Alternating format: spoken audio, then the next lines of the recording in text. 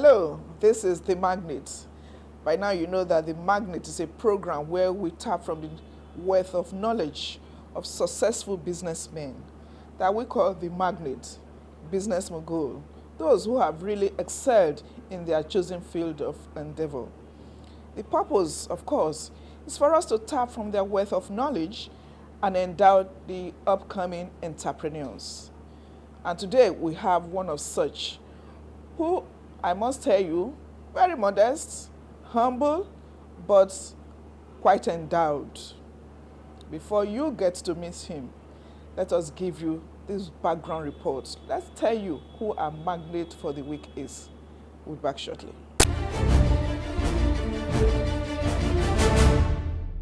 Mr. Adebola Akindele was born on November 25, 1964 in Ibadan, Oyo State. He is an alumnus of the Obafemi Awolowo University, Ile-Ife, where he graduated with a Bachelor of Arts degree in Agriculture. He holds a Master's degree in Banking and Finance from the University of Lagos. He is a Nigerian entrepreneur, business strategist, and philanthropist. He is the Group Managing Director of Courteville Business Solutions, provider of information technology, consulting, and business process outsourcing services. He is a member of the Board of Advisors of the East Africa Business Network. He was recognized as one of the 21 Nigerian technology CEOs at the top of their game by the Africa Business Central magazine. To start from the world of knowledge of our Magnate for the week, we hand you over to our main anchor.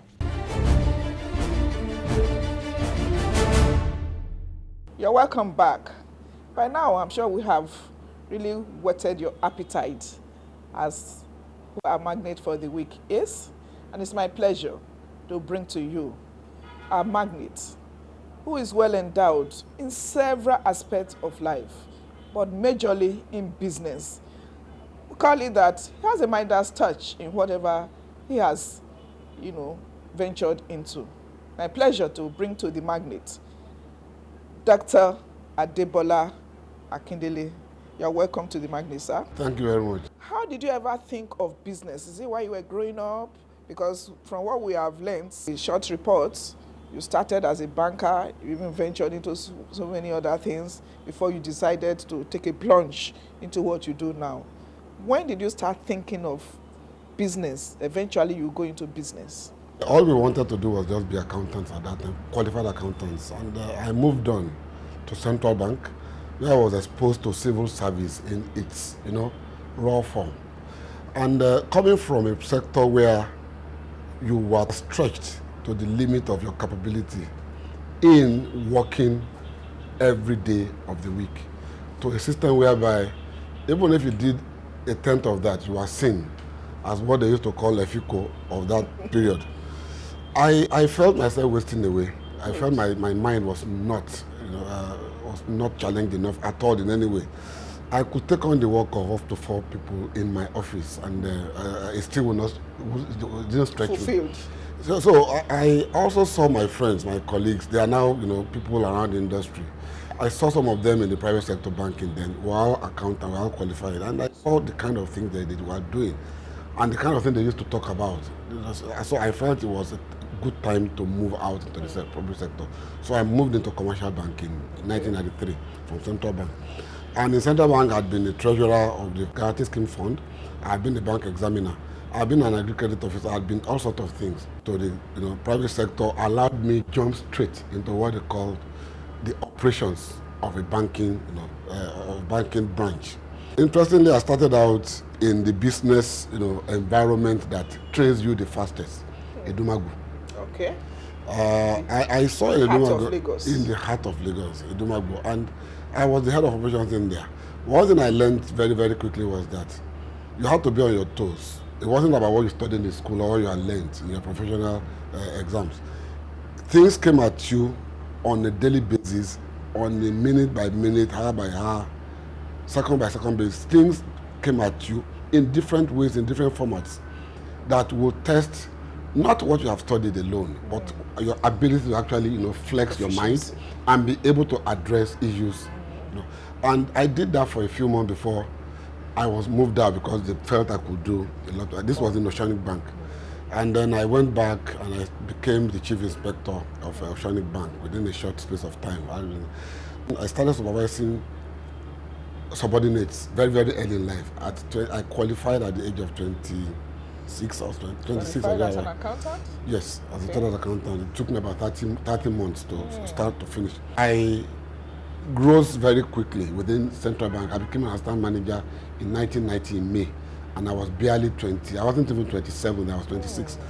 I was the latest entrant into the department. I was the youngest in age, but I was the most qualified within that department. So I had the fortune of being thrust into a position of supervision or leadership, of managing people. And the issue was that I was the youngest. People were older. People were, they were a lot longer in the system. Supervising them? That was what trained, because I had to design my own and develop my own way of working with people. You had people ranging from the very highly educated with master's degrees. We had those that were totally uneducated. We had those that were, clerks and half educated. I had to design my own way of working with individuals, and I thank God I was able to succeed. And I also had the fortune of, as a treasurer, I had to attend meetings that were only attended by directors and senior managers and above because of my role. So that gave me a lot of experience in how to deal with people both below, and all this came to play much later in my life. I didn't start off thinking of business until I saw business coming out of every single statement, action, everything of business. You see people selling toothpick, and you saw the kind of money they used to come and deposit. So I knew there was always something to do. Interesting, depending on how you explore the potential in you.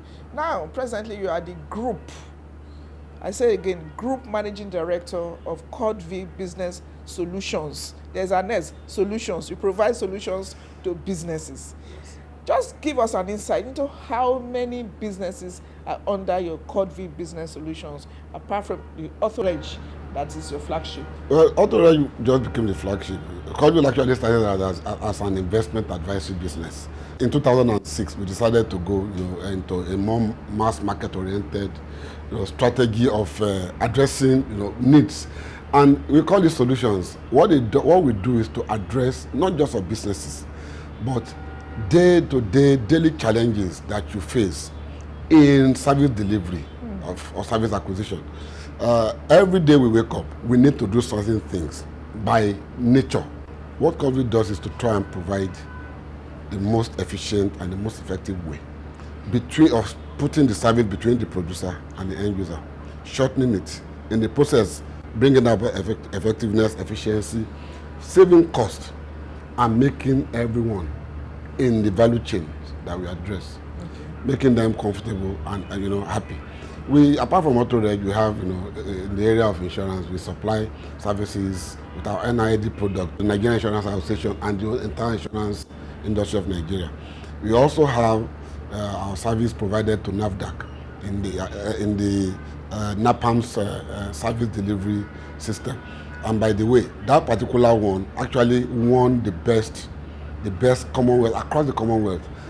Ministers of ICT and communication across the Commonwealth came together about 4 years ago to determine the best ICT product in the Commonwealth for service delivery, and they chose that particular product. Came top. Yes, the award was held in the UK about 4 years back. And apart from that, we also have services that we deliver to the private sector, to individual homes, in the area of education, in the area of online shopping, in the area of website design and hosting. In all sorts of areas, we come up with ideas, develop these ideas, bring them up, promote them, and give them to the service. One peculiar thing I must mention is also that we never ever use franchise products, or we are agents of any other product from international product. Everything is locally designed, locally developed, and locally promoted, using local talents only. Our young men and women are the ones that we use for everything that we do. Started from a humble beginning. Talking about the Courteville, you were once known as E-Solutions or something. And then now you can boast, even though you want to be modest about it, you have grown up to, you are presently domiciled in the hub of let's say central Lagos, I mean, hub of commercial area of Yaba, Sabo to be precise, you know, a man of the people, you chose to be with them. For the past years, grown, spread over about 22, 24 states, and even some of the West Coast. Yes. What is the secret of this widespread and emerging, you know, growth? All these are part of the trajectory in terms of the growth of the business itself. Like Jack Welch once told us at the World Business Forum session some years back, nobody wakes up in the morning to say, I want to reduce. Especially when you are not talking about your weight or size as a person. But you wake up in the morning hoping to be better than what you were yesterday.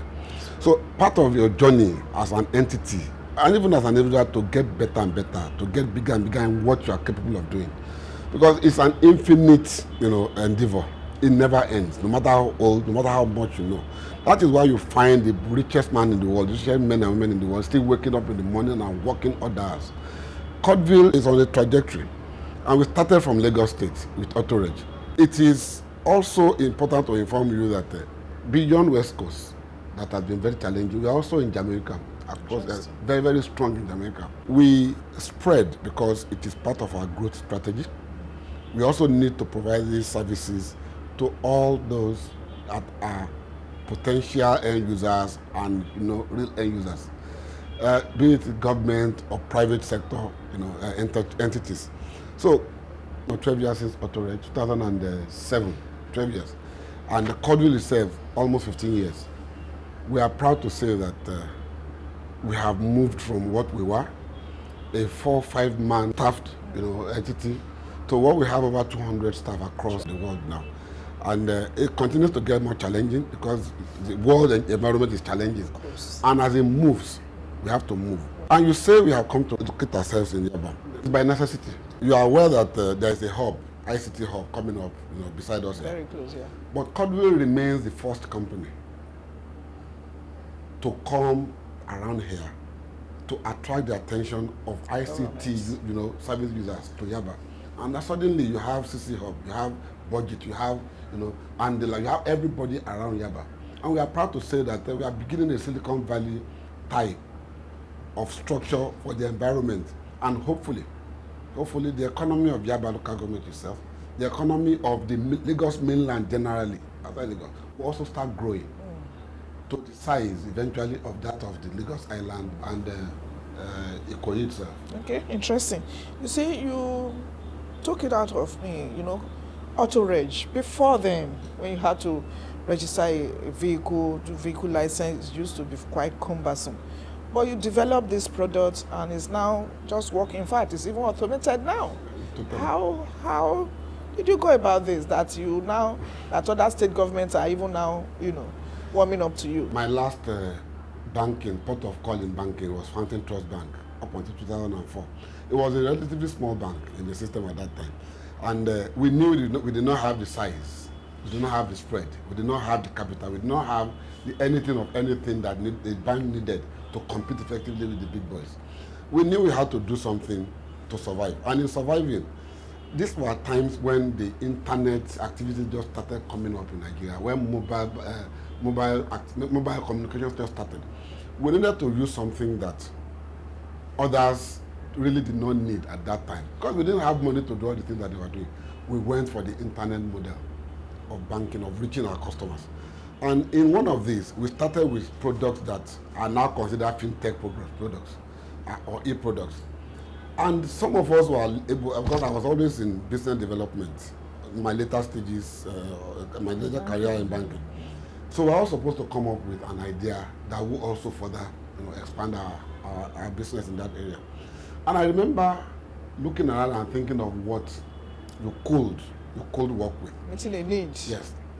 When, you know, as an audit student at that time, they taught you that where there are gaps and overlaps, you needed to build in controls. Anywhere there are gaps and overlaps. I flipped that over into business. Wherever you see gaps or you see overlaps in any process or procedure, there lies an opportunity for you to develop and sell something. And I came up with the idea of motor vehicle, you know, licensing. But my colleagues in the bank did not think there was much business in it. So when I promoted Courteville in 2004, 2005, it was the first thing that came to my mind when we wanted to go the pros. But we were just too lazy then, in 2004 in banking, to look at the whole size of the market itself. And when I started researching into motor vehicle size population in Nigeria, at that time, 2004, I knew we had just about 12 million or 10 to 12 million. And Lagos State constituted about 25% of it in every area. I knew we had something. If the payment system is, if it is regular, if it is fixed in amount, and if it is periodic, as in if it's year by year, week by week, or day by day, you could always automate that process. So we sat down, stopped all business that we were doing in terms of consultants for 1 year, a year and a half, concentrate on the research and development, and came up with auto-reg. And in coming up with that, what we looked at in order to design the objectives of auto-reg was to look at the gaps and overlaps in the system existing. And from the gaps and overlaps that we discovered, that inefficiencies that came from fake, issuance of licensing, lack of records, cumbersome nature. Yes, poor collection of IGR for state, the length of time it took for you to. All this, we knew that we had a system that could give us the objective of. So you provided a solution. So you addressed those gaps and came up with them as the objectives. About 6 of them. We now designed our solutions. But we also knew that Nigeria is a peculiar environment. Of course. Where power had complex. To be power had to be included constant in your planning. The willingness of the motorists had to be to be included in your planning. The fact that you also have a challenge, even with the government itself, the fact that collection of money, a lot of stuff. So we included all this in coming with that solution. And we decided to test it in the hardest, the toughest, the most difficult terrain. For any business you want to start, business idea or business venture, that's Lagos State. We knew if we succeed in Lagos State. The others would just be... And we knew if we succeed in Nigeria, the rest of the world would be. Because the challenges of Lagos State are peculiar to Lagos State. The challenges of Nigeria are peculiar to Nigeria. If you don't live it, you cannot experience it. If you don't experience it, you cannot attempt to design a solution for it. From what he has said so far, you can see the humility, even in appearance, modesty and everything, but he's giving a lot more to the society. You get to know a lot more about him when we come back from this break. We are talking about skill acquisition. Let us give you some of his team members that are training. We chatted with them. Let's bring that to you now. They are also young entrepreneurs who I believe have also learned a lot from this chat and other people. We'll be back shortly.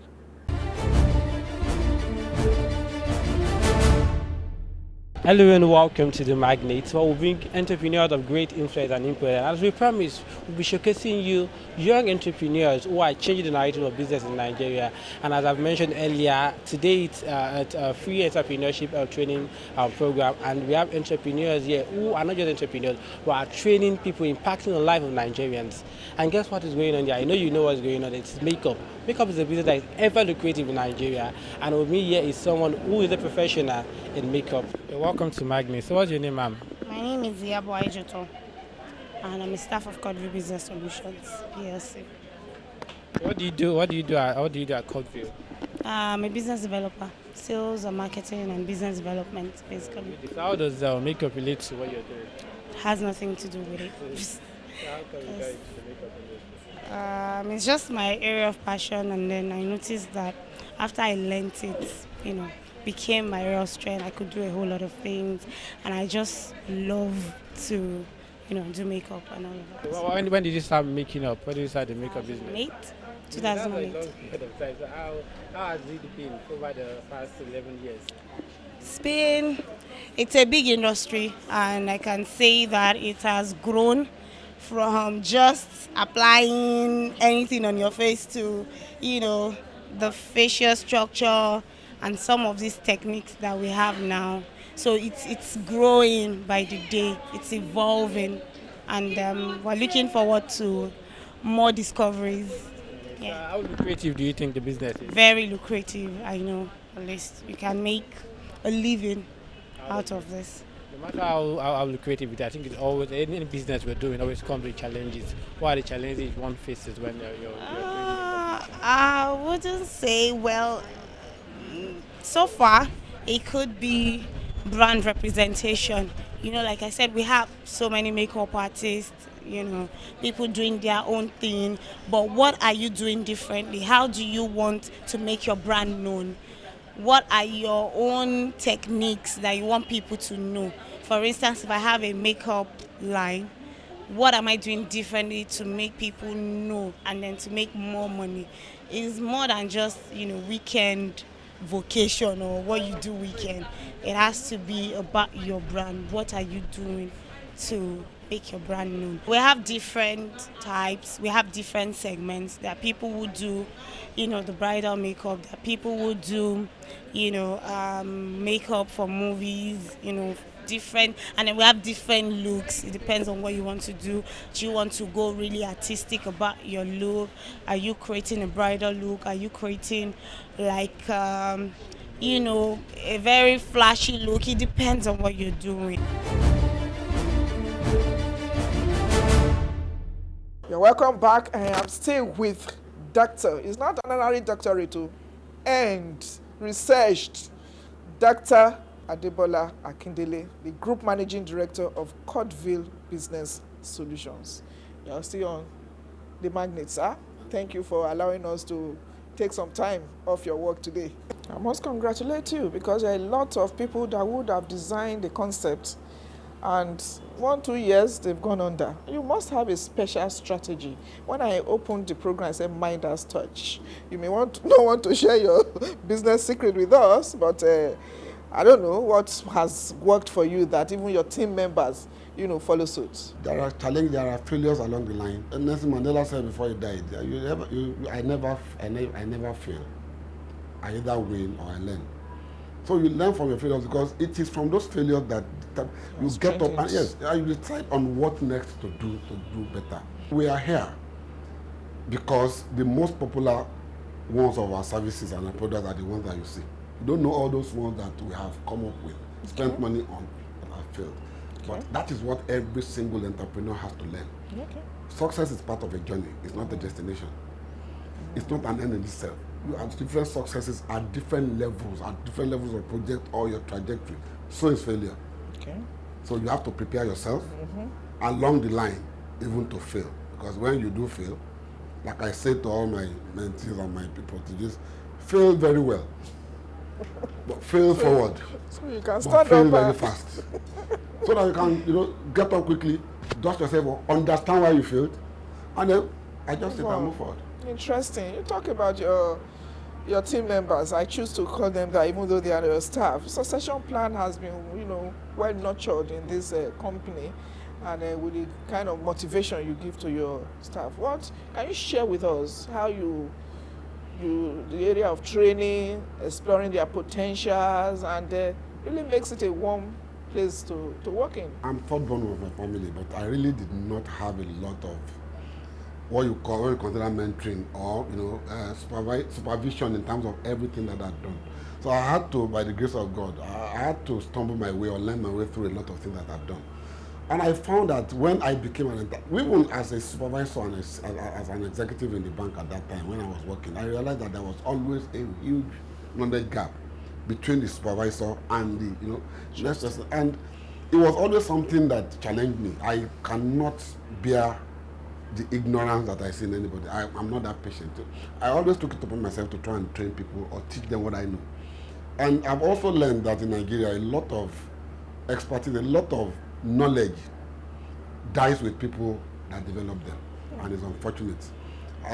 In Courteville, in my doctoral program a few years back, there was this seminar that we had to attend, and you had to write a paper. We wrote papers on each seminar, and one of them was on knowledge management.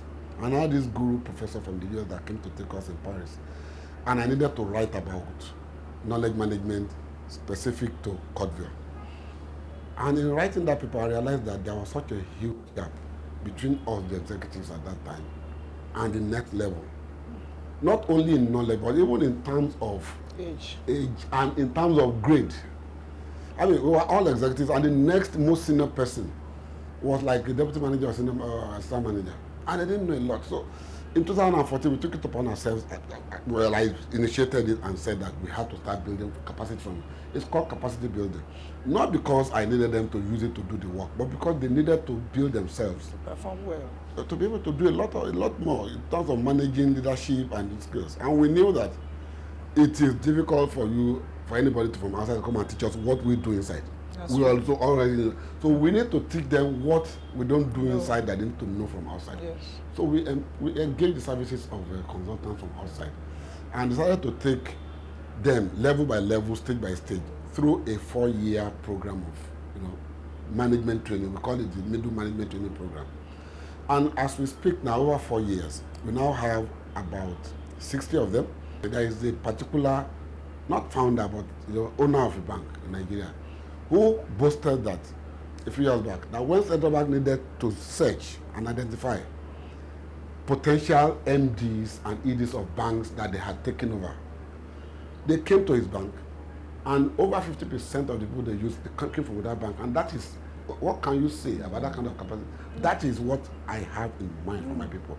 They all will not be the MD of this place, but we can supply the industry and the economy with the caliber and quality of managers and leaders that will change the whole story. Narratives. In fact, you are just talking as a selfless person, because somebody who wants to take it all will say, let me train these people for this company alone. Thank you very much. So that's our Magnate for the week.